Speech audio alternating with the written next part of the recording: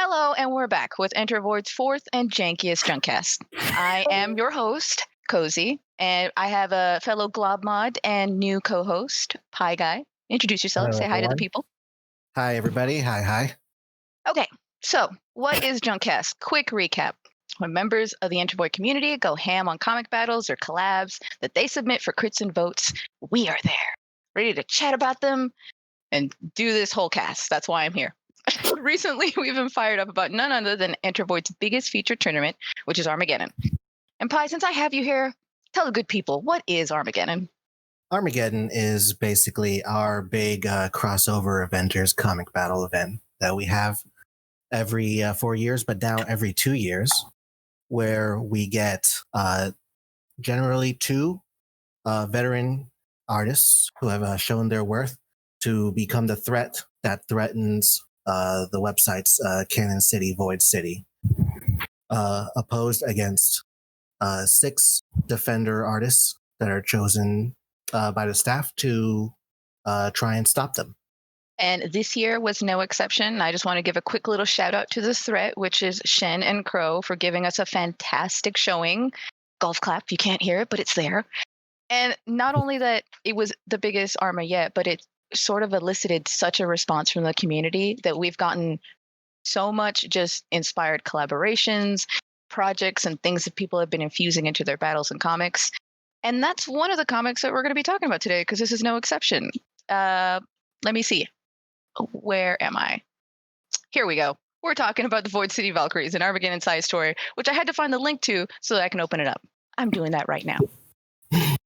Just to give everyone kind of a recap and follow along if they aren't up to, where we are. Why don't you give us an intro of who's all in this collab, Pi? Well, the characters that we have in this collab start off with Wizzy Bells, metahuman witch with a really sick mohawk. I think it's a mohawk. It's hair nubs? I don't know.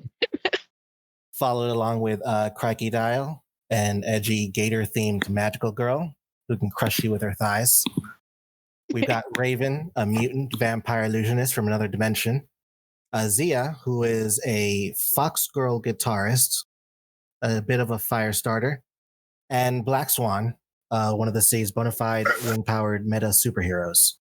And we have all of the artists behind these characters actually on the Junkcast today. We have, unfortunately not all of them, but we managed to wrangle 3 to answer interview questions and just give us some background on their whole collaboration process. And I know that all these Junkcasts have been kind of collab heavy, but because Armageddon is such a big thing and it's coming back in 2 years, I think it's a really good response just to have the community hear how you can do better or well in collabs, how to work with other people, get sort of an inside scoop of how people work together, so it inspires you to maybe in 2 years be our next threat or defender. But anyways, Skulls, Jay, and Ravana, why don't you introduce yourselves? I guess I'll go first. Hi, I'm Skulls. That's my introduction. Skulls is the artist for Zia. Yes, there that you is go. true. We're helping you out. Thank you. I haven't done this in a very long time. JC, do we have you? Yeah, I'm here. It's just connection's a little off, so I might miss some things. But yes, hi, JC. My character is Swan. Nice to be here and everything. I'm pretty nervous. Oh, don't be. We love you. And last but not least, there we go. Yeah. And I'm the artist behind Raven, and it's an honor to be here, and thanks for inviting us. Aw, thanks for gracing us in our junky little cast. Okay, we have some questions for you that Pi will be more than happy to relay. Yeah, I'll get started. So, our first question, we'd like to know what your schedule was like, if you had any, sort of logistical breakdown of how you got this started up, how you went through the whole process. So, when it came to this collab, we all kind of got into a small little chat room to organize ourselves a bit, and we decided to try to get nail down a script within the first week of when the drawing time for Armageddon started. And from there on, it was Hats that actually helped us organize our entire workflow, because we were spitballing ideas, but none of us actually put a document or some kind of guideline of like how we're gonna organize this. So she went ahead, and because she used to be one of the defenders for Armageddon 2017, she used those skills for this collab. So it was thanks to her that we were able to get everything all in charts and see like who's going to work on what, or how many pages, etc., etc. And what else? It was That's we were pretty proof much for you guys. That's proof for you guys listening how important getting into collaborations is with jumping into these bigger projects, because that experience will help you out. Oh yeah, definitely. It really And does help.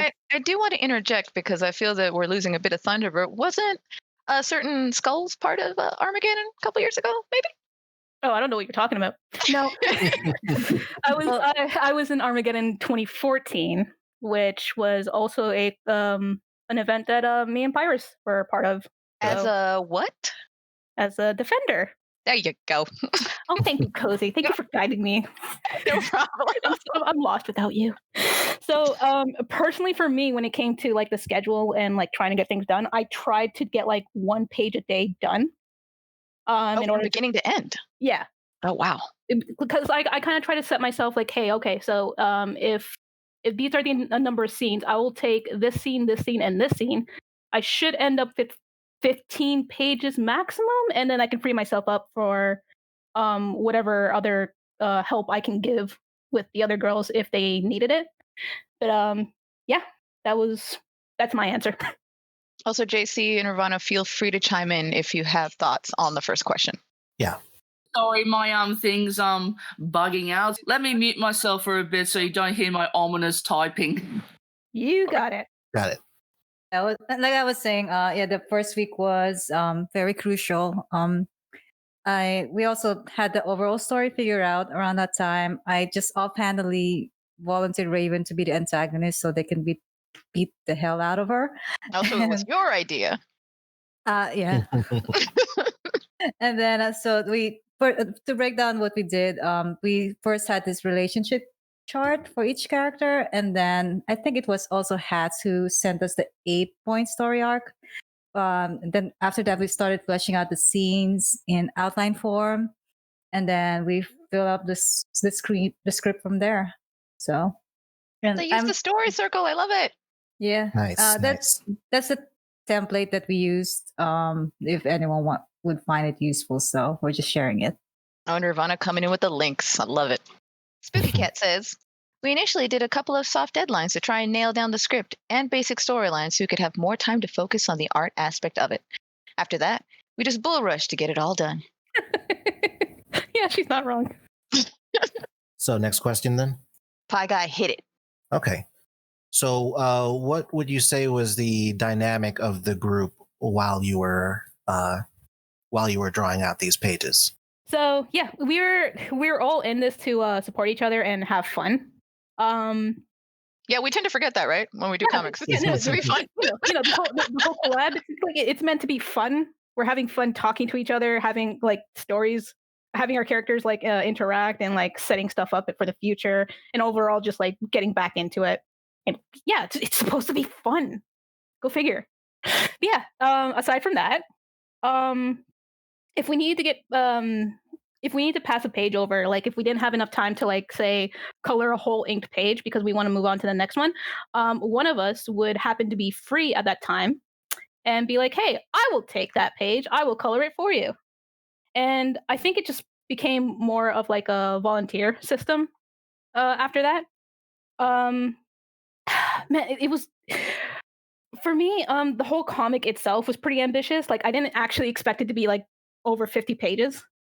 That alone kind of like surprised me.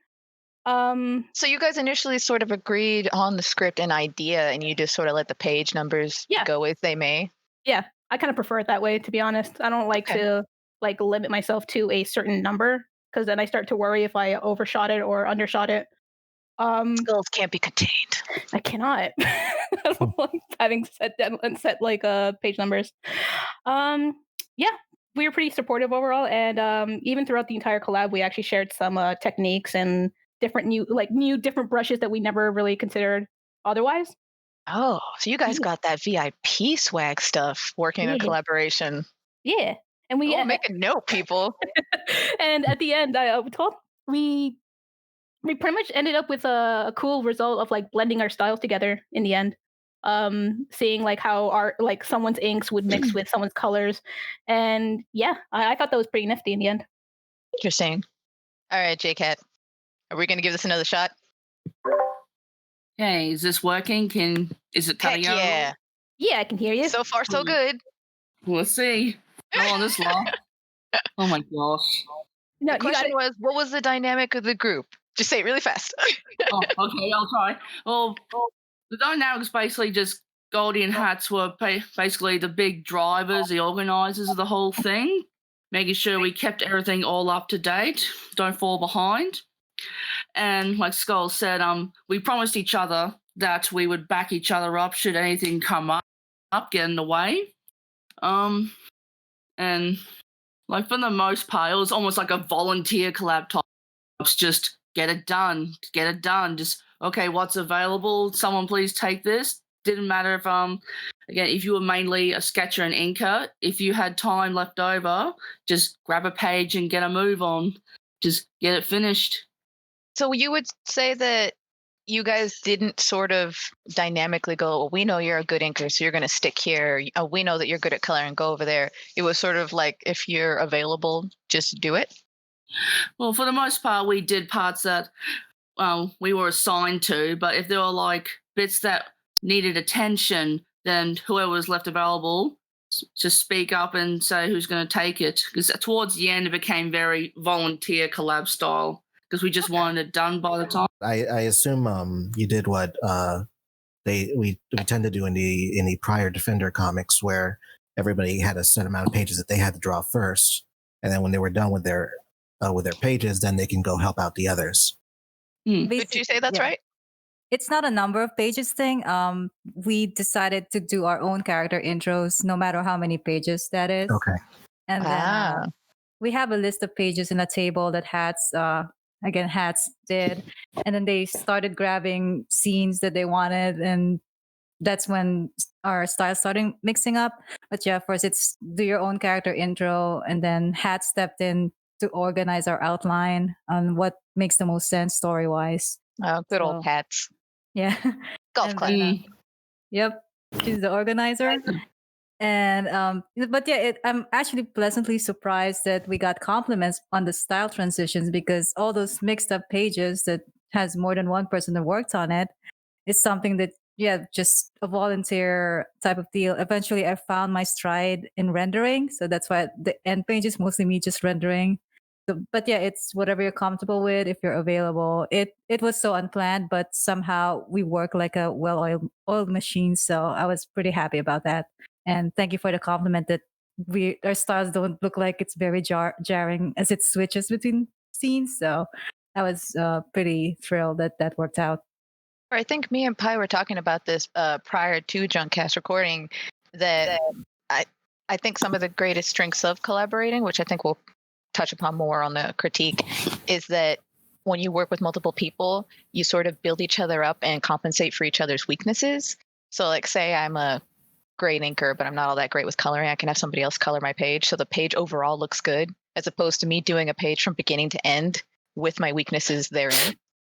Yeah, agreed. But I digress. Go ahead, Pi. Ask your questions. Okay, so what were your sorry to interrupt. Kozi, by any chance, did you get the answers from Goldie and Hats earlier today? I believe so, but feel free to reiterate them in my DMs while Pi asks the question. Cool. Hey, Ravana, you can do that because you're the one that linked it to her first. I appreciate your hard work, Ravana. Thank you. Skulls is like, yeah, I got you. Outsources. With cracks, okay. Listen, I'm in an industry where I am the outsource. Let me do this for once. Let me outsource the work to somebody else for once. No problem. I mean, I can paste their answers as we. Yeah, and I would be more than happy to read them. Yeah. Okay, I'll just do that. It might be easier for Kozi anyway. Cool, yes. But regarding that question about the dynamic of the group, this is what Goldie said. All right. I'm assuming this is from Goldie? Yep. This is for the dynamic. Okay. Goldie says, I was really excited to be working with some of the people I've looked up to for so long. Aw. Everyone had each other's backs, offered up help with no hesitation at all if someone was having trouble with a scene. And this all started because I didn't get into Arma.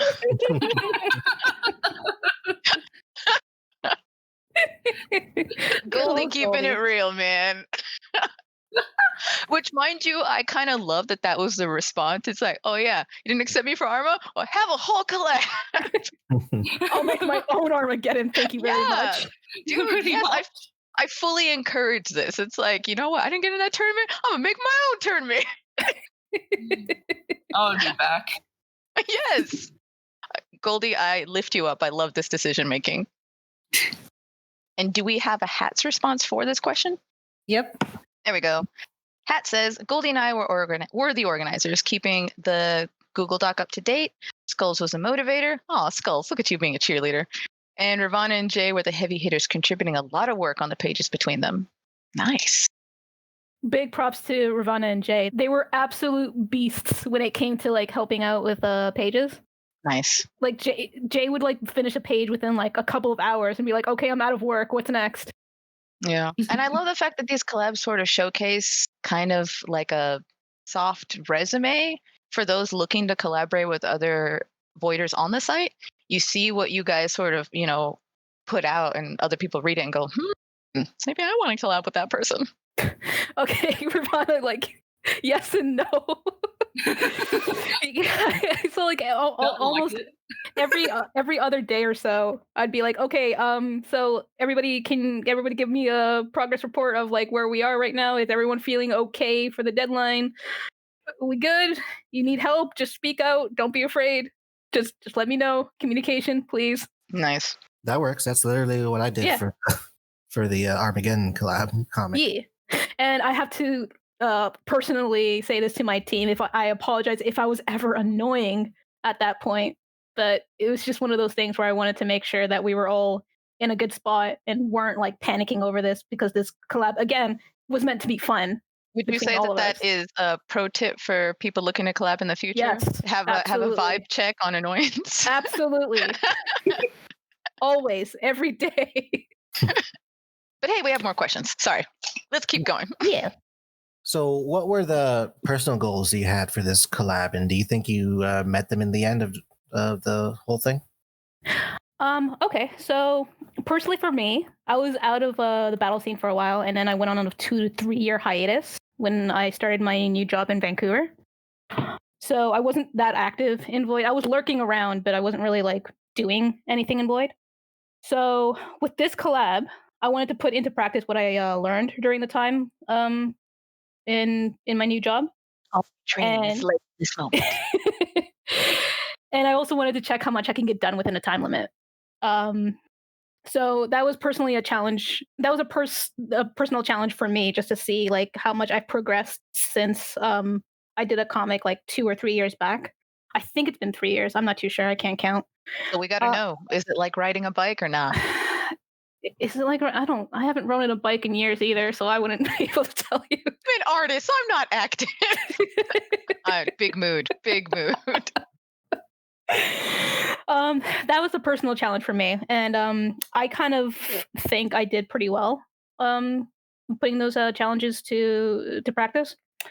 Zia as a character, I kind of felt she needed some more conflict with her moral compass when it came to doing what she believed was the right thing to do versus helping complete strangers in need. And I also wanted to focus on some personal issues that she had, like the sudden flashbacks to her first Armageddon during the stressful situations.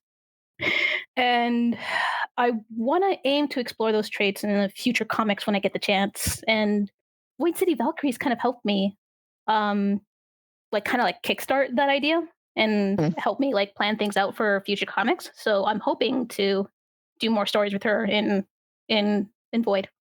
Thank you. How about you, Jay? Well, first, it was a good opportunity, I think, to try and experiment more with color schemes, try and stretch my legs more in that area, since a lot of the time I usually prefer sketching, inking, and just monochroming tones a lot, because frankly, colors scare me. I don't understand them. Same. But again, I feel like this was a good exercise in just dipping your feet into the waters, test it, see what you can do, see what you're comfortable with, what works. And so far, I feel like I did. You did? Sorry, you cut out. Oh no. I think we're gonna have to have JC Dang it. stick with typing. We had a shining moment back there, but then you're on Junkcast, so I guess things are meant to get janky. Well, just give me a moment. I'll just be mute for a bit while. Yeah. Okay. All right. So while she types that out, yeah, Ravana. Okay. Yeah, for me, it's being able to collab with Skulls Hats, Jay and Goldie is a goal in itself. Frankly, Aw. I was starstruck when I got the chance to work with them because I've always admired them and their characters, and everything else is really just a bonus. But I did learn a lot in terms of making comics and everything. When it comes to Raven, I always aim for character development, and I've always wanted to put her in a situation where her principles and morals are challenged. And I was definitely able to achieve that in this collab. And more importantly, having the story possibilities with Crikey, Sia, and Swan and Wizzy bells in the future is definitely something that I'm excited about and planning to continue. Gosh, I love that. I know it was like an audio typo, but I totally want to call Wizzy wheezing now. Come on. Okay, we have answers from Goldie and Hats. I will read Goldie's first.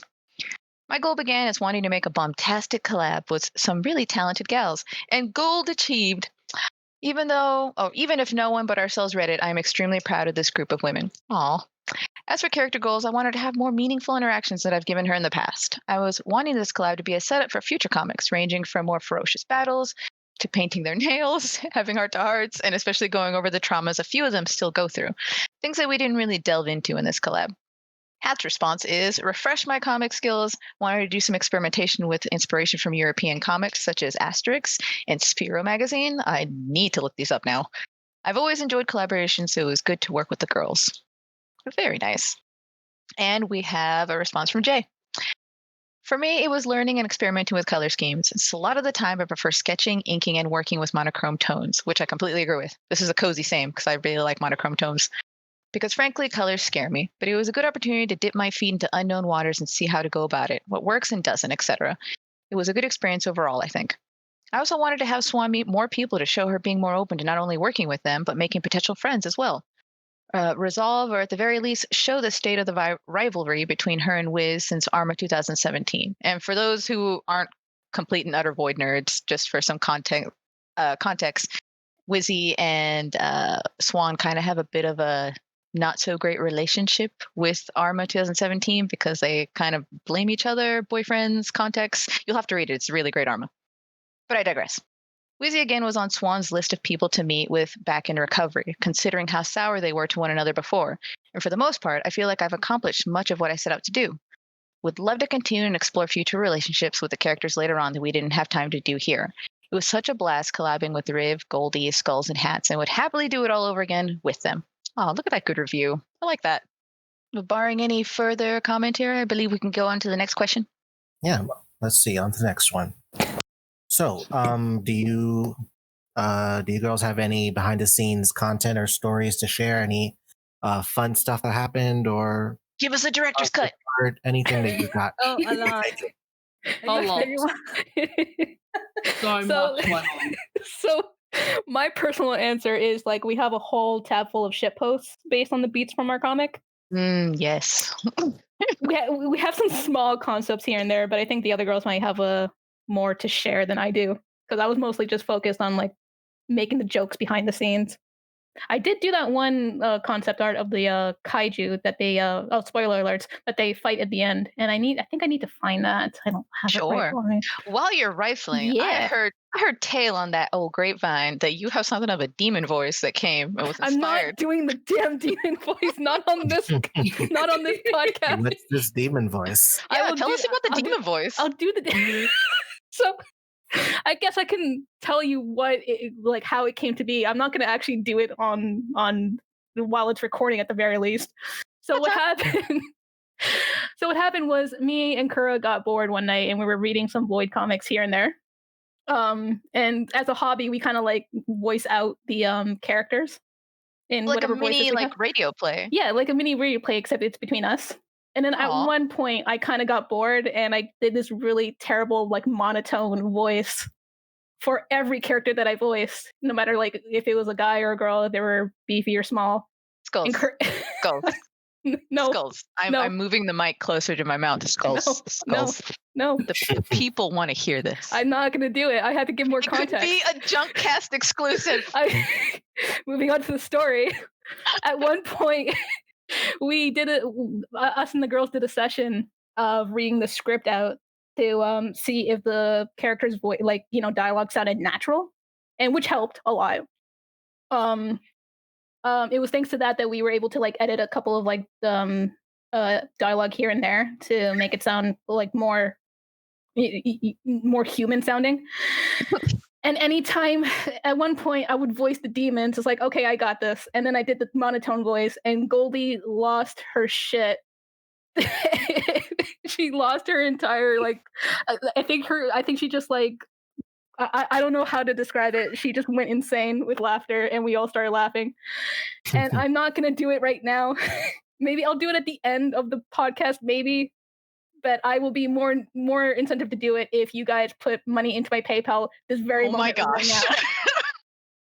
So stick around for the end of the podcast when Skulls will definitely do the voice. Yeah, just put at least $1 in my PayPal and I'll probably do it. There is Void lecture notes in which you can copy pasta your Venmo.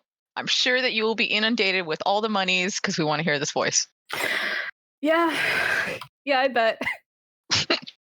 But I digress. Jay, do you have any thoughts? Well, it was definitely a shit post for sure. The common joke amongst everyone was, of course, Raven's rack. Just any chance we got, we would just say, "Oh, her life support. They saved her from drowning in that fountain." Because clearly, for those who don't know and have not even read the comic yet, which if you haven't, what are you doing here? But Raven is quite generously endowed. So there's that. Yeah. And then, aside from all that, a lot of my sketches, yes, thanks, Riv, became a constant joke because I draw very swirly and loose, and I draw the weirdest substitute expressions on them, and they could become something completely different. But any chance I post a sketch, like, how's it look? Well, it went into the shitpost folder.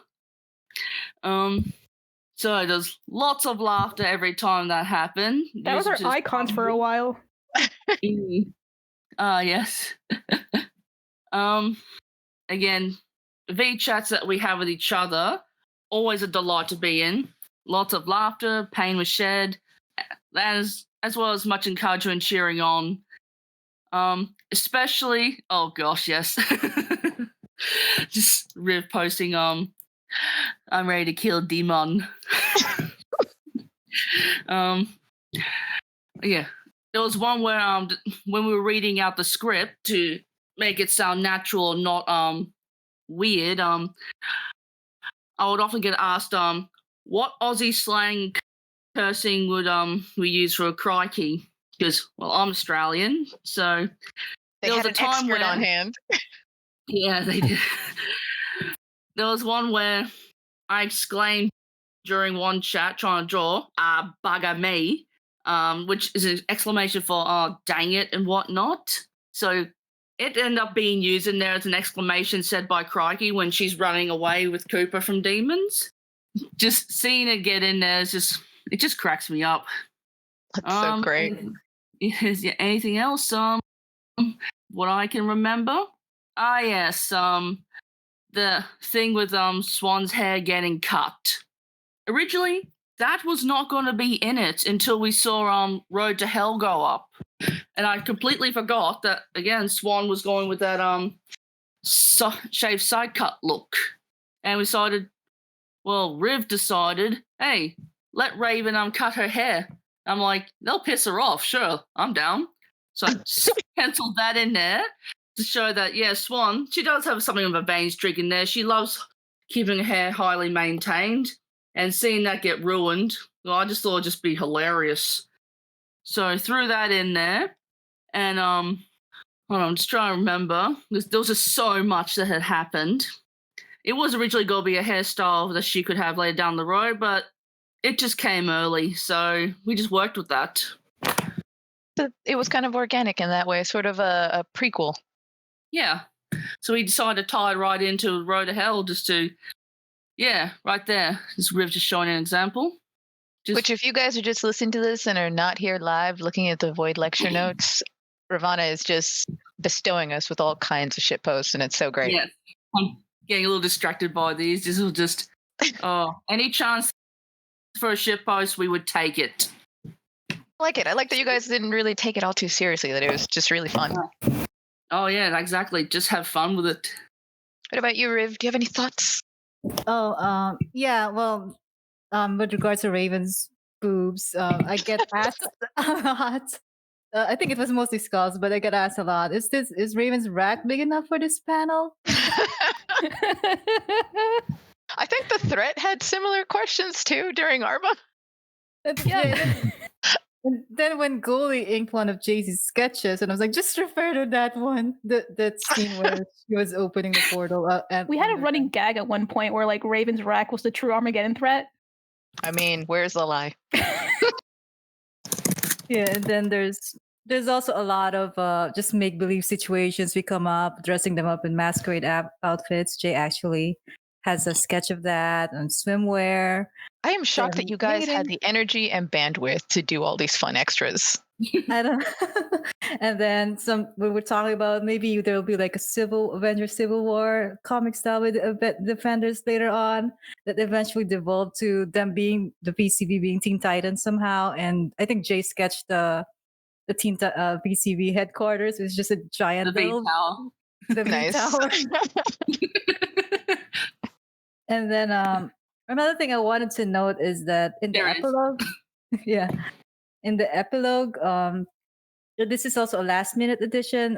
They had this viral video, and I think Skulls asked who's recording this, and Goldie stepped in saying, just make it Cooper. And I thought that was such a genius idea because you see Cooper in the beginning, he was already holding the camera. Yeah, that's smart. And this character just came back at the end that, he's not as significant as you thought. And he became instrumental to this quote unquote fame that they did not want. So I thought it was cool to have that come full circle, even though it was mostly an afterthought. And another thing though is that, I would mention it in the credits that my daughter really loved the Valkyries. So she always she peeks in whenever I draw. She liked Crikey and then Swan, and then she admitted she liked all of them. One time when I was working at Swan's concept art, she told me her jacket's gray and her shirt is purple. I was like, yeah, I know. So it's adorable. Child commentary. We need more of this. So that was really good. And then she'd asked me to read some pages, but I had to sanitize it because obviously there's like cursing happening in a lot of them. So, yeah, I don't know if Wizzy and Crikey are very child friendly. Yeah. And then I think Goldie also has a hats. Are you gonna hat? Sorry, Skulls. Are you gonna face the Goldie's response? Yeah, I'm gonna paste it right. Hold on. I am ready to read this with vim and vigor. There we go. Okay, I'm assuming that the first response is Goldie, so this is Goldie's words. I'm a big fan of acting scripts out loud. It's got to read like a natural conversation to me, and that ended up being funny because Raven talks so old-fashioned. It's so out of place, and she's basically been displaced herself. I asked for us to be in the voice chat to read lines out loud, see if it felt right and whatnot. Half the time, you'll write a line, and then if you don't go and read it, you'll be like, no human would speak like this. The biggest shit post I have, one of the most common things I do with Crikey Comics is slip the line brick shithouse in when I'm describing buff women. That has gotten so many laughs from the girls. Each of these characters has a body part that I like to accentuate, be it Wizzy's waist, Sia's hips and little tummy pudge, Raven's badukums, or Swan's legs. And if you think Raven's chest is too high, think about how this woman walked into a store and stole a whole ass corset for demon slaying. You know good and well she's wearing a push-up bra because the straps go to her neck. I love it. And may I make a side note? I had never considered reading out a comic dialogue, before submitting it. And I think and fully endorses as something that everybody should do because too often you read comic battles on Void and just in general where you read the comic and you see like a character's inner dialogue or the things they say out loud and you do say like nobody would talk like this is weird. Yeah, that was And I actually think- Goldie's idea at the time too. Yeah. Like I've never considered that, and it actually did help us out a lot. And I think I'm going to start doing that going forward because I think that's such a great idea. Yeah. All in all, you should definitely have at least one other person reading your script to, if nothing else, catch those moments where Mhm. you may not realize that it may be a stilted line or an unrealistic line. And also, quick little Goldie side note because I missed this chunk of text. Yes, me Googling Aussie slang terms can only go so far. Talking with Jay, who is an expert, definitely gave me some inspo for things Crikey would say. She's high key my voice claim for Crikey. Aw. This is all just so sweet. You guys work so well. I love it. And is there a hats response or is it just Goldie? I don't see a hats response. Raven, do you? Raven. Ravana. Again. It happens to the best of us. In my defense, I was looking at Raven's rack at the time. I'm sorry. Fair. That's a mistake anybody would make. I just wanted to add that Raven talks like that because I only know formal English, so it kind of translated to how Raven talks. So yeah, it's my second language. So yeah, it's kind of my fault, but it worked out for her because she's from another. I think characteristically it definitely works, and you gave a good enough reasoning for the character. Yeah. Thanks. Next question, if we have any. So no response from hats. Yeah, there's no response for the behind the scenes stories. They're stoic and silent, and I'm okay with that. Okay, moving on to the next question then. What advice would you give others looking to collab? Nice and simple. Mm-hmm. Guess I'm going first. So personally for me, communication. I would think it's pretty self-explanatory, but I kind of learned this lesson the hard way during my beginning at work when I first moved to Vancouver again. So it's really important to speak up and suggest stuff and lay out all your ideas on the table so that your partner or team are on the same page right on the get-go. So that way, like the sooner you do this, the smoother the collab will be down the line. And thankfully, it was because of this that we actually managed to finish early enough to make the credits, cast, and title page. What's the other advice I can give? Because I know we already touched on communication here. The other one I can say is always pace yourself. Because if things get a little too much on your plate, see how you can organize yourself a little bit better. And like even if you can see that you might not be able to finish, just tell your team right away, like, hey, I'm not too sure if I can do this, or maybe I can get a little help with this. The sooner you can do that, the sooner you let your teammates know where you are, like it will save you a lot of time down the line, for sure. Excellent. That's my advice. Jay. Well, I'll have to reiterate it's communication. Like Skull's pretty much said most of it for why communication is such an important tool for any collab. But I have to say again, it's just you can't get anything done unless you actually speak up and say something. Just I mean it because I'm very shy. I sometimes don't want to speak up, even if I'm struggling. I struggle to raise my hand and say, guys, could you help me out with this and that? But seriously, if you have something to say, to add, suggest, just don't wait for it. Just speak up, go for it. Jot it down if you have to. And another piece of advice, shitpost a lot. A little humor goes a long way. It always helps alleviate stress, makes it fun. I can agree with that. We're supposed to be having fun. How about you, Riv? Oh yeah, they said it. Yeah, communication and definitely if you have a joke, not just serious, just joking a lot. We had a lot of laughs during the collabs. So yeah, communication, and then I believe hats also is a very important addition that Scott is typing right now. Oh, Sure. this is good. It's Goldie. I like that overall, and these are Goldie's words, communication. Just across the board, all of you guys find that to be the most important thing. We legit cannot stop reiterating that. Anything that's going on with you, how your progress is going, you need to let people know. If I had sat in silence during the time that I was mourning my uncle, she had an unfortunate family tragedy while this collab was going on, not letting the group know what had happened at the very least, it would have legit just looked like I was sitting on my hands. And please, please don't succumb to the feeling of I'm not doing enough when you're doing the best you possibly can. Everyone had my back when life struck, and they offered helping hands anywhere I needed it. Do the same for your future collaborators. Another thing is that brainstorming doesn't stop. We made a middle and last second change. If you find an idea that can work better or save you time, let your collaborators know that. And let me see. Hats has to say organization. Keep track of where your comic is and what you need to achieve. I find Google Docs help. And you can chat shit all you want about your ideas. If you don't organize yourselves, that's all it will be. Well, thanks, you guys. Like I like that. Oh, go ahead. Oh, I was gonna say I posted something in the chat. The moment you informed us about the Junkcast, that's what Hats told us. Hats has this to say. I can't believe I'm still organizing your butts, and I ain't even gonna be there. Thanks again to Hats. Her Yes. organization skills definitely Big help. shout out to Hats. Doff my hat to the Hats, and I'm so sad that she can't be here. But she was here in spirit, and I hope I did your words justice, as the same can be said for Goldie. And I appreciate you guys that you took the time out to answer our questions and let us critique your comic and just, sort of laud you as sort of I do believe this is the last big Arma-related collab, right? Yeah, so. Yeah. We went out with a bang. We had Okay. a 3-course meal. Yeah, right. Ours was dessert. It really was, wasn't it? I can agree with that.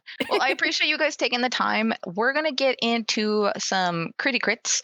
And afterwards, I personally have some surprise character questions based on the critiques that we have. So I hope that you stick around so that we can answer or get answers to them. Oh boy, I can't All wait. All right. We'll see you guys in a bit. Speaking of crits, why don't we get started with you, Pi? Because I have you as first on the list. Okay, I'll get started. Let me open up the honestly- comic here and follow along. Honestly, it was a great comic all around. I think it's easy to tell that given that the comic page itself doesn't have that many critiques on it is evidence enough of how much people enjoyed it and don't know what exactly to say. Yeah. It was easy to follow. It was visually entertaining. The recap page and the narrative direction made it easy to tell who each character is, what their deal is. It was a fun magical girl story. I appreciated that everybody was active and made decisions that pushed the story forward. Let me interject real quick about recap pages, because I know that's been something of a bit of, I don't want to say contention, but it has been something of debate and discussion among the community. For those who don't know, recap pages are something that you put at the very front of your comic, which sort of gives a quick rundown of who the characters are involved, sort of like a cast list, and sort of flavor text of who they are, what they're up to, and possibly a quick little peek as to what the comic might entail. You Some tend to people see think it in. You tend to see go in ahead. some of these. I'm sorry. You tend to see in some of these Marvel and DC comics that have Mhm. long-running stories where they'll catch you up on what the last episode was, so to speak. Yeah, and a bunch of these characters we haven't seen in quite a while, so I think a recap page definitely works in this instance. But some community members have argued that recap pages are kind of a shorthand where drawing comic pages explain this would be better served. What do you think? Well, the short answer is I disagree. The long answer is that given that these comics are done in a deadline, and given that hindsight's always 20/20 when it comes to trying to figure out what you could have said here or there. Mhm. Given that you don't really lose anything out of having the recap page in the front, you can always continue to develop the characters further in the pages. I just don't see any loss to it, other than someone having to skip a page if they don't feel like reading it. I can dig on that. So continuing with my critique. As I said, it's a great comic overall. So what I really have at this level for you artists are just really nitpicks, little things to just get a little better because all of you are already phenomenal at this. Yeah, pretty much fresh grade.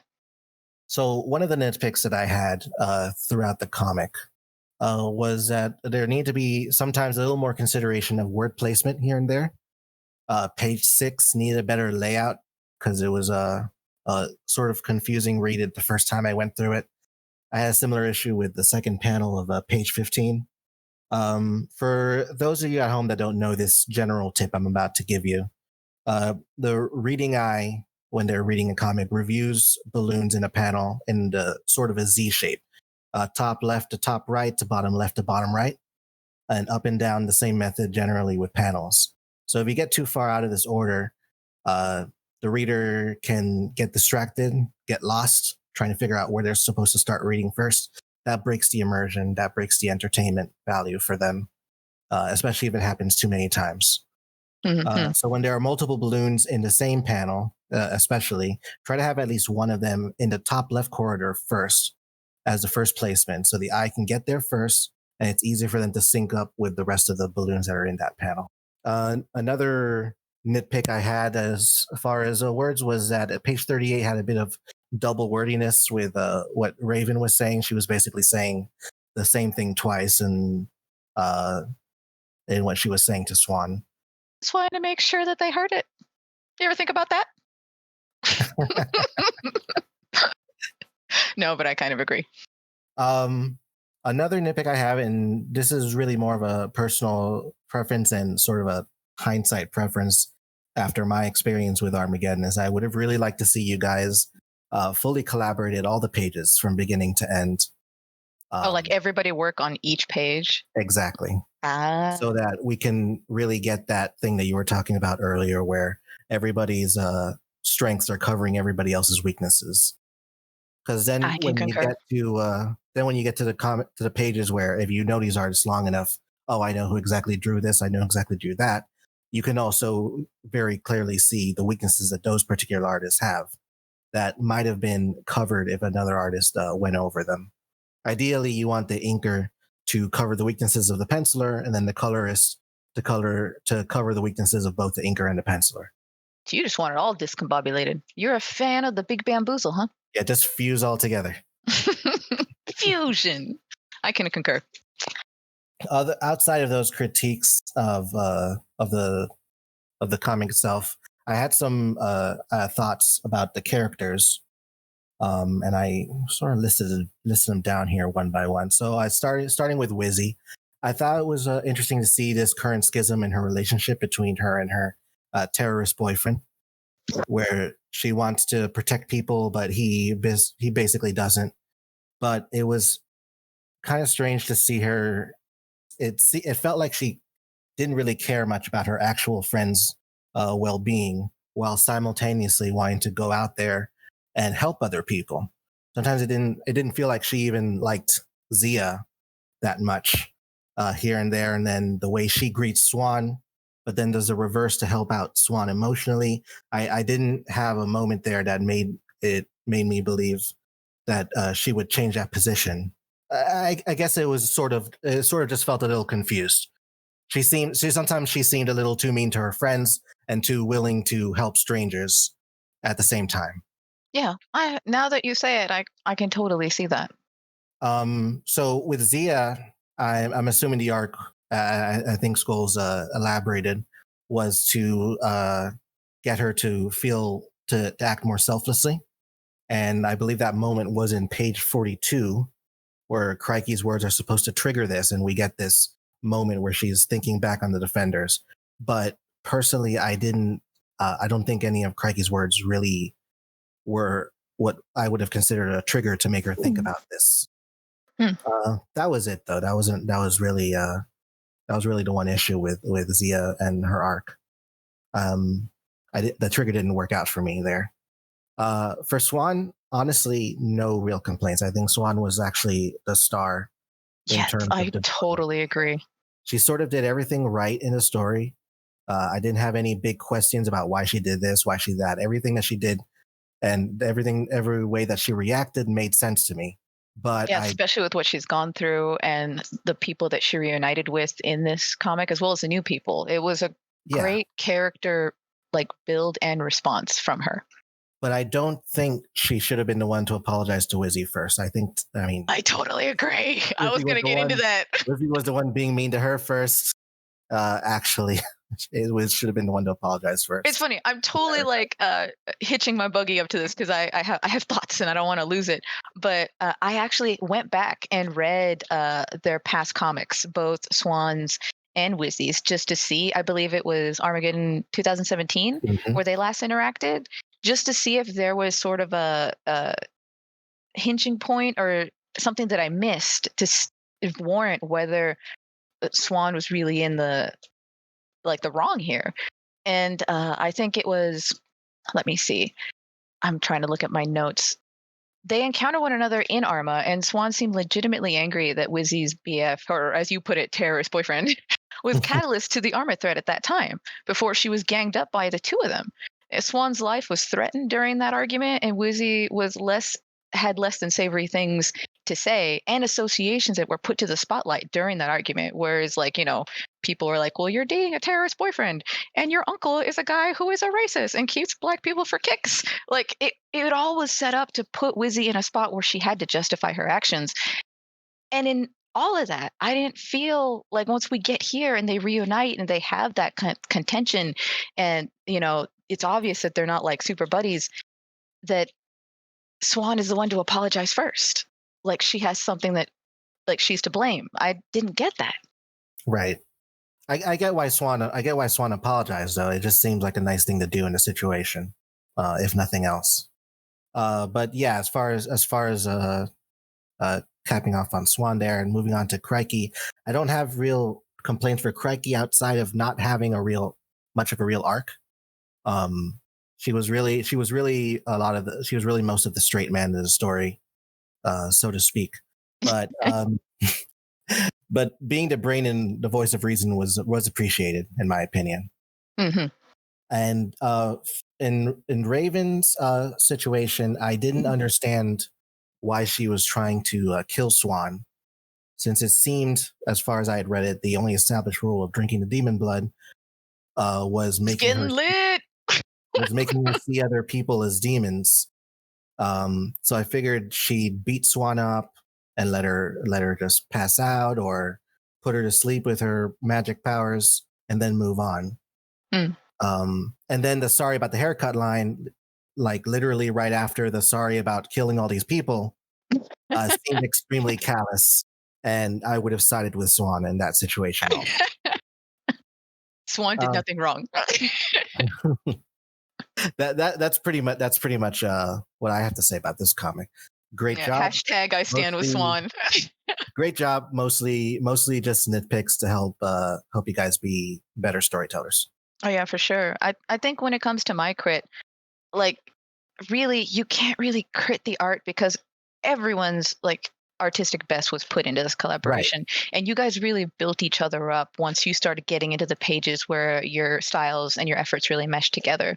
Like page to page, you really gotta be looking for like a mistake. And like the story stands so well in its own that, I mean, at least for me, I couldn't find anything artistically. I loved like all the expressions. I love the environments, especially the dashes where you saw Hatz's influences with the environments, because she has such a great cartoony style and the environments tend to take on a squishier aspect, which I personally like, but I know some people don't, and forget them because they're great.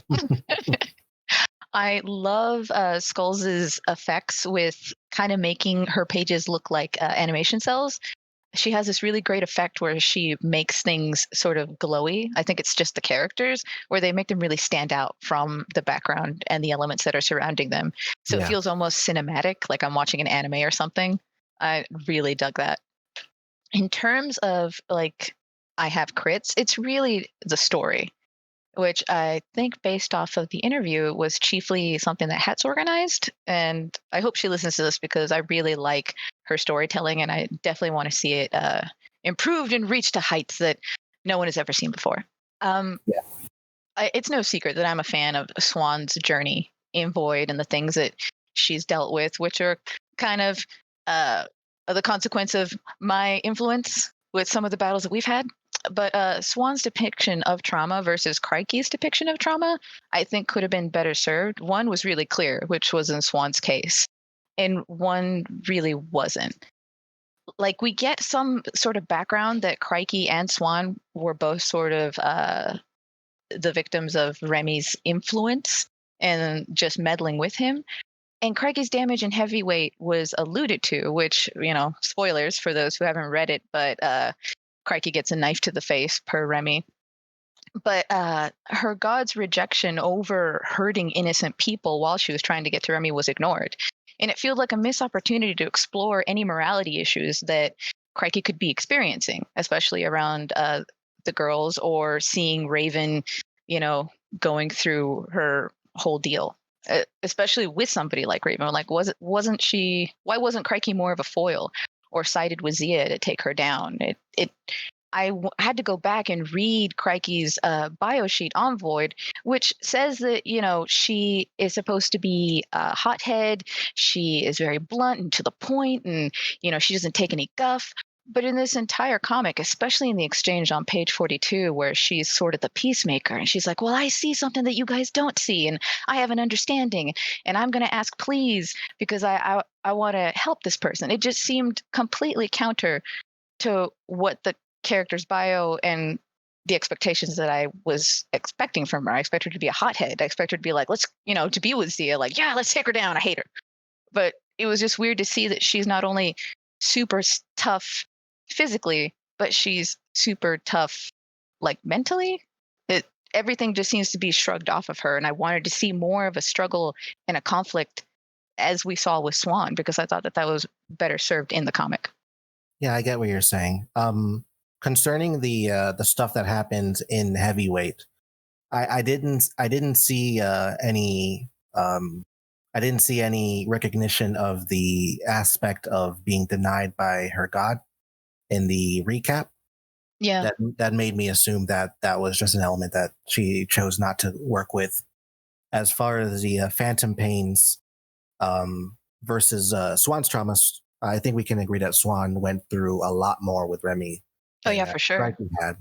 That's probably one of the reasons why the trauma didn't really affect her as much. I guess my argument is that...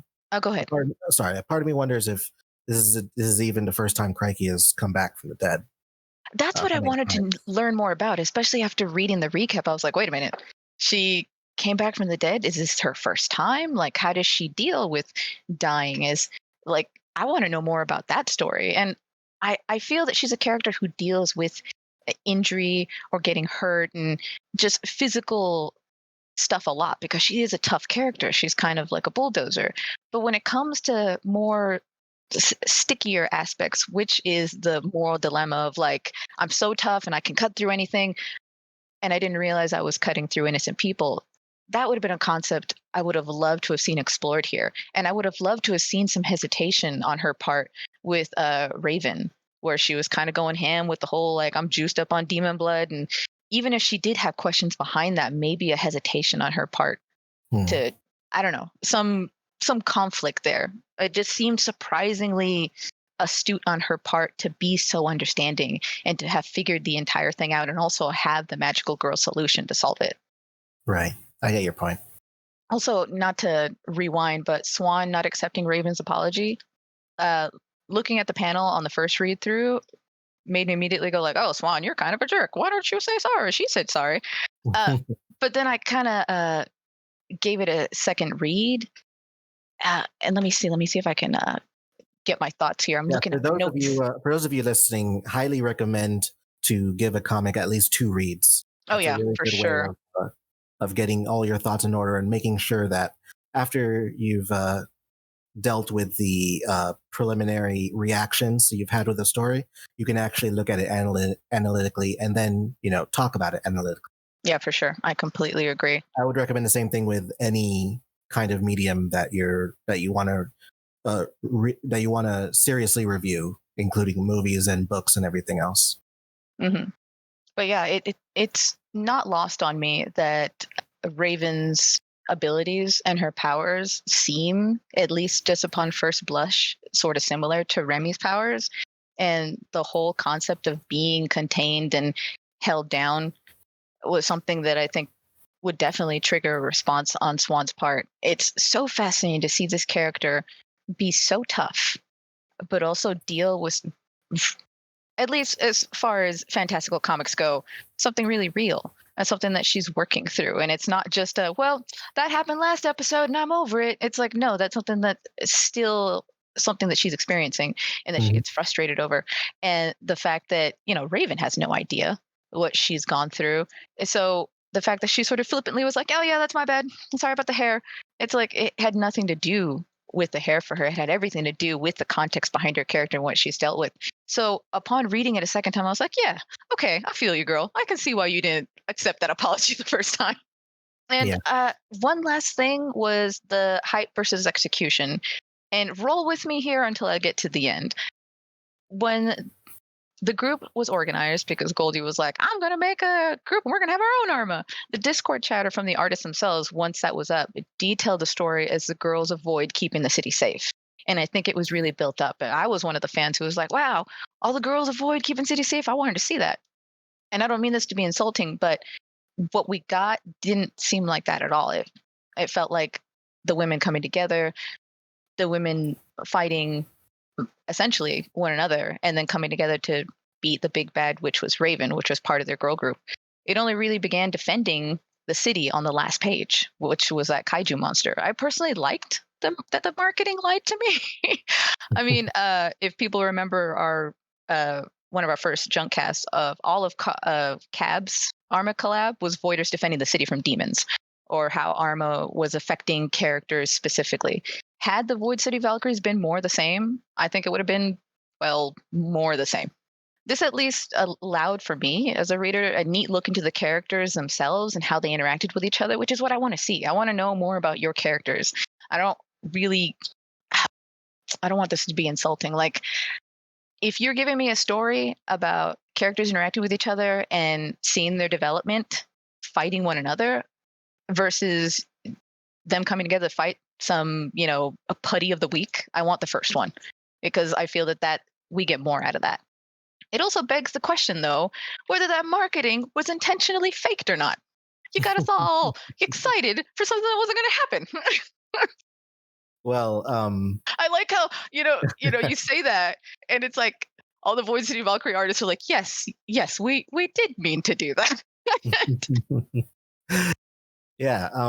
Well, what I can say for myself is I wasn't fully aware of the whole hype train going, because, as some of you know, I was in the Armageddon battle, focused on that. Yeah, you were lost to the world for 6 weeks. But I did have conversations with Iran here and there, and I kind of already knew a bit of the synopsis of what the main threat was going to be. So going into the comic, I had an idea of what was going to happen. So I didn't get twisted. See, but I find that not fair. You got VIP backstage access. It's a bit I was out in the public, only seeing public stuff. That's sort of why I don't have a fair way to assess what you said about it. It's fair enough. But yeah, I've reached the end of my crits. Do you have anything to add, Pie Guy? One more thing to add about the last thing you said. It's Sure. one of the reasons why I have sworn off hyping my comics. Oh yeah. For the past several battles that I've been in, I just try not to show as much as possible, because I think that's definitely a fair point. Definitely a fair point. I think a lot of people want to hype things, and I don't think there's anything wrong with that. But say this had been hyped and it was an execution that was unexpected, and then people were like, well, I wanted what you guys hyped up. Right. That would definitely affect, I think, community response. This just happened to be, at least for me, a happy, like, yeah, we meant to do that. Yeah. Yeah, when you hype, there's a risk of giving people over expectations. If you don't give any hypes at all, then they'll have no expectations come into. So better chance of them enjoying it. It's a dicey road, and you guys played with the dice and you won. But anyways, if I could have the Void City Valkyrie artists return, I have some character questions for you. Now that you've heard our crits and our brain things, I wanted to kind of expand on some character stuff, because I'm a nerd and I want to know more about characters. So, if I could begin with Skulls, if you are here, I have a question regarding Zia. So, Zia's experience of her own time travel trauma is touched upon briefly in this comic when she catches sight of Miller, who, as far as she knows, should be dead. But you've established in the comics that they were really good friends. You also have a vulnerable moment where Zia expresses real happiness at finding Wizzy returned. And Zia's need and intense connection to her friends who always seem to be abandoning her has been kind of a theme that you've been working with. Is she unable or unwilling to broach her sense of being left by the wayside to people who matter to her? So in the past, I was trying to build up a thing with friends where Zia was actually like going through a moment where she was feeling like she was being cast by the wayside, because I wanted to show where Zia is going through a moment of change where like her friends are somewhat changing, but she's somewhat staying the same. And there's a part of her that can't cope with that. She's always a person that would rather keep the status quo, her status quo, going rather than see things change out of her control. Mm-hmm. Recently, because this is mostly because of like what I've been going through when it comes to like a 2 or 3 year hiatus from Void. I was kind of reevaluating Zia's whole character and like plot points from the past. And I wanted to explore a little bit more about her character where I don't want to frame her as a totally good person. She is a girl that wants things to be within her control. And she's more selfish than what I've been able to portray her in the past. That also includes like her connection with friends. Like she's not a narcissist or anything like that. But it's more like she wants things to stay within her control, and seeing things kind of change out of it kind of puts her on edge.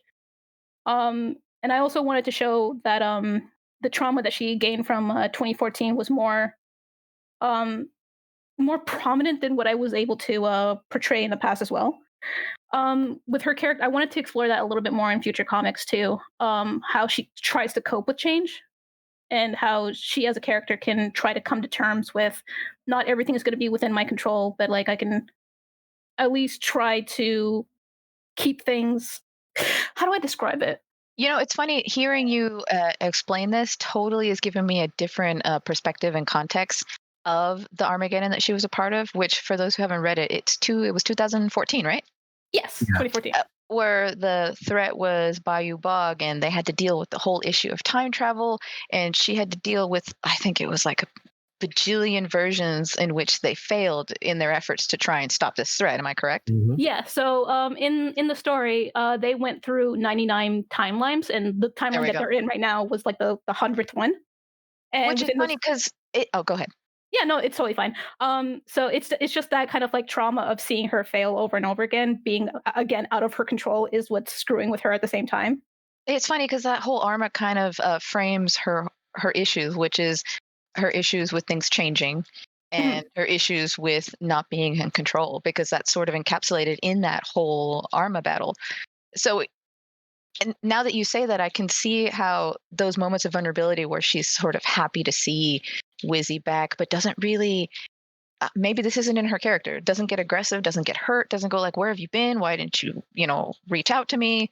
And then seeing Miller and having so many questions and being so conflicted, you see more of that, like, what the heck? Why are you here? Because that's something that's like a big change that's kind of reset.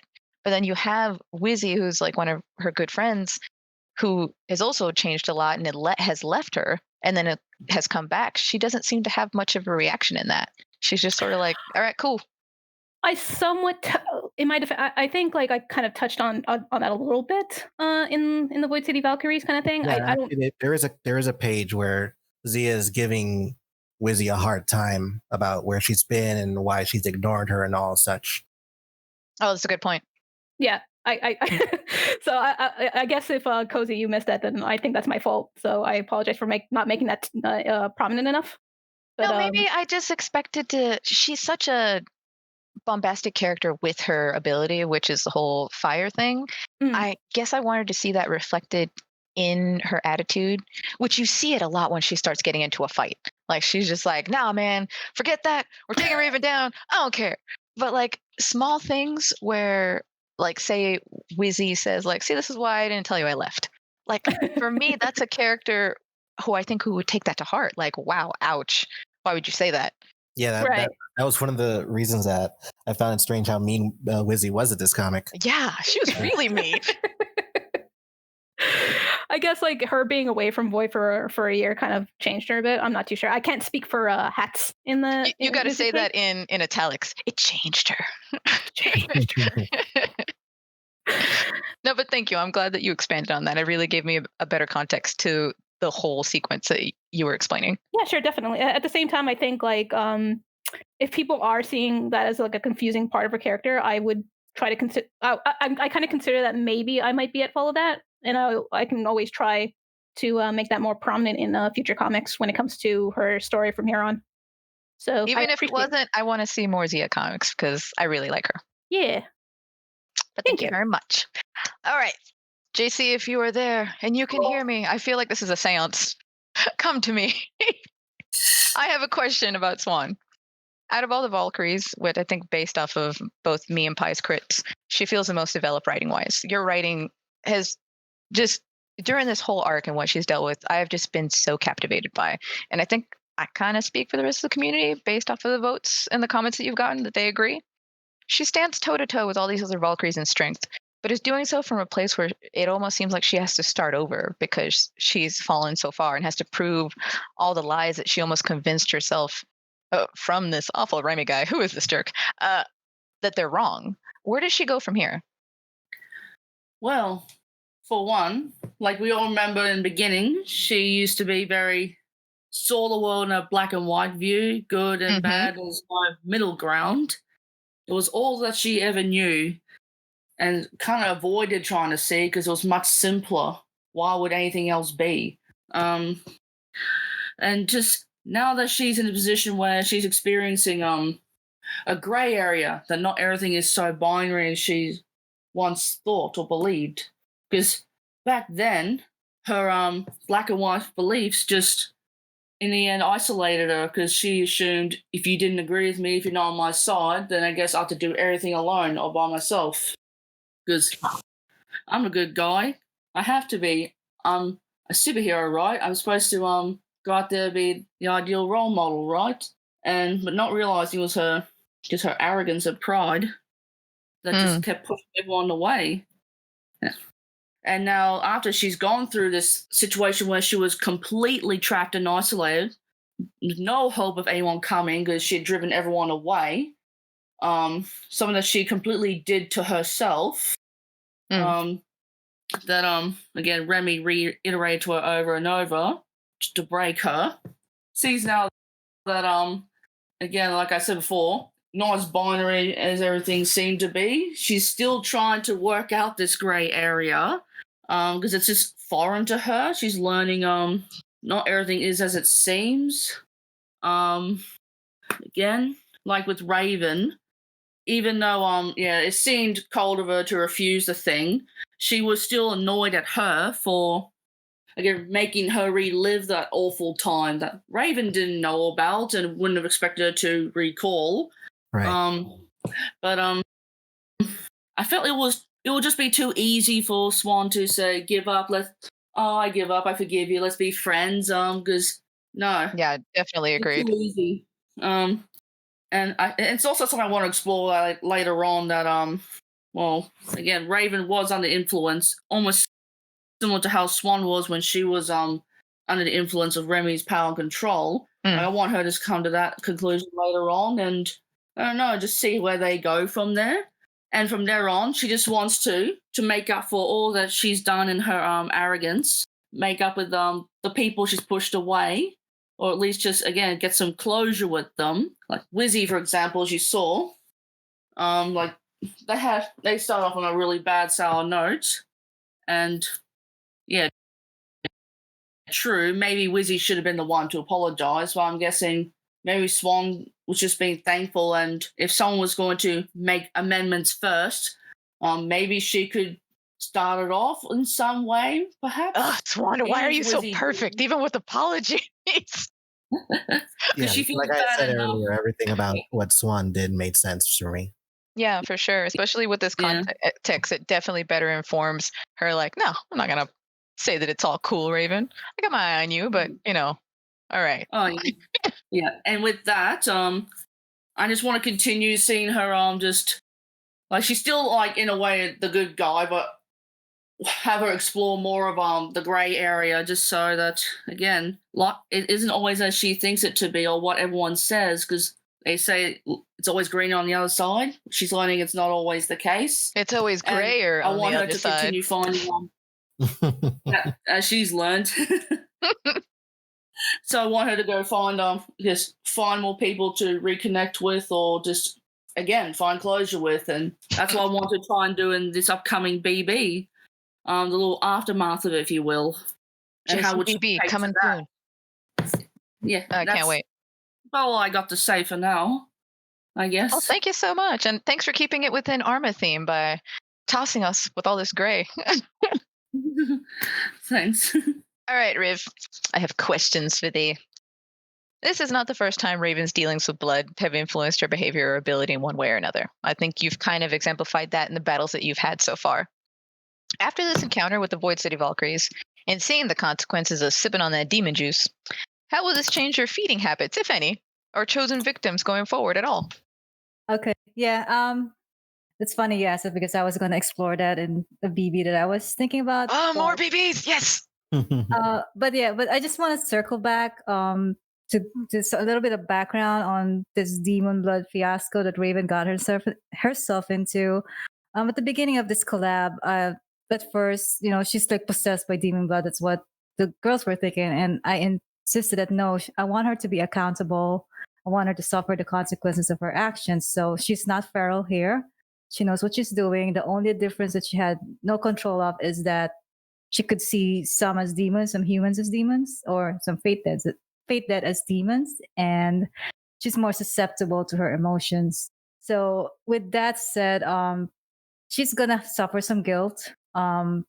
Definitely, she has a very addictive personality, so she's probably gonna crave some demon blood for a while, and it's gonna. Now she's on the sauce. Yeah, and then gonna question.